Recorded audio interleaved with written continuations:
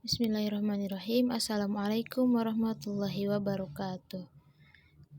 Baiklah, di sini saya dari program studi pendidikan agama Islam kelas 1C ingin menjelaskan sedikit tentang sejarah qiraat dalam Al-Quran.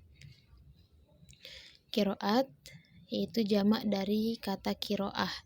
Ia adalah masdar dari kata qoro'a yaqro'u qiro'atan yang berarti bacaan. Telah diketahui bahwa periodisasi qurra adalah sejak masa sahabat sampai dengan masa tabi'in. Orang-orang yang menguasai tentang Al-Quran adalah yang menerimanya dari orang-orang yang dipercaya dan dari imam demi imam yang akhirnya berasal dari Nabi Muhammad SAW. Mushaf-mushaf tersebut tidaklah bertitik dan berbaris, dan bentuk kalimat di dalamnya mempunyai beberapa kemungkinan berbagai bacaan. Kalau tidak, maka kalimat itu harus ditulis dengan mushaf dengan satu wajah, kemudian ditulis pada mushaf lain dengan wajah yang lain, dan begitulah seterusnya. Tidaklah diragukan lagi bahwa penguasaan tentang riwayat dan penerimaan adalah merupakan pedoman dasar dalam pembahasan qiraat. Kalangan sahabat sendiri dalam pengambilannya dari Rasul berbeda-beda. Ada yang membaca dengan satu huruf, sedang yang lain ada yang mengambilnya dengan 2 huruf bacaan. Bahkan yang lain lagi ada yang lebih dari itu. Kemudian mereka bertebaran ke seluruh penjuru daerah dalam keadaan semacam ini. Sayyidina Utsman radhiyallahu ta'ala anhu ketika mengirim mushaf-mushaf ke seluruh penjuru kota, ia mengirimkan pula orang yang sesuai bacaannya dengan masing-masing mushaf. Setelah para sahabat berpencar ke seluruh daerah dengan bacaan yang berbeda itu, para tabi'in pengikutnya mengambil dari sahabat tersebut. Dengan demikian, beraneka ragamlah pengambilan para tabi'in, sehingga masalah ini bisa menimbulkan imam-imam qori yang masyhur yang berkecimpung di dalamnya dan mencurahkan segalanya untuk qiraat dengan memberi tanda-tanda serta menyebarluaskannya. Itulah sejarah timbulnya qiraat. Sekalipun ada perbedaan, itu hanya berkisar pada hal yang ringan dibanding dengan jumlah yang disepakatinya. Perbedaan ini masih dalam batasan-batasan huruf sab'ah, di mana Al-Quran diturunkan dari Allah. Qiraat hanya merupakan mazhab bacaan Al-Quran para imam yang secara ijma masih tetap digunakan umat hingga kini, dan sumbernya adalah perbedaan lagam, cara pengucapan dan sifatnya seperti tafkhim, tarkik, imalah, idgham, idhar, isba, mad, tasydid, takhfif, dan lain-lain. Namun semuanya itu hanya berkisar dalam satu huruf, yakni huruf Quraisy.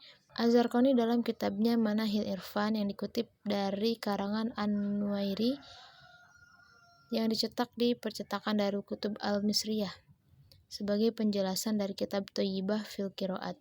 Ia mengatakan, pedoman dalam penukiran Al-Quran itu berdasarkan para hufaz. Oleh karena itu, Utsman radhiyallahu anhu mengirimkan setiap mushaf dibarengi dengan orang yang banyak persamaan di bidang bacaannya, tetapi hal ini tidak merupakan keharusan. Masing-masing dari mereka membacakannya di setiap daerah menurut bacaan yang ada pada mereka. Mereka itu semuanya menerima bacaan dari kalangan sahabat yang langsung menerimanya dari Nabi Muhammad SAW. Dari mereka itulah terdapat satu kelompok yang siang malam bekerja keras untuk mengutip bacaan Al-Quran. Selanjutnya, mereka itulah yang menjadi tokoh ikutan dan bintang-bintang petunjuk. Penduduk negeri mereka telah bersepakat untuk menerima bacaannya, dan tidak pernah terjadi adanya 2 orang yang berbeda pendapat tentang kebenaran riwayat dan dirayahnya. Untuk mempertahankan bacaan tersebut, maka qiraat tersebut dinamai dengan qiraahnya dan dianggap sebagai orang yang ahli dalam hal qiraat.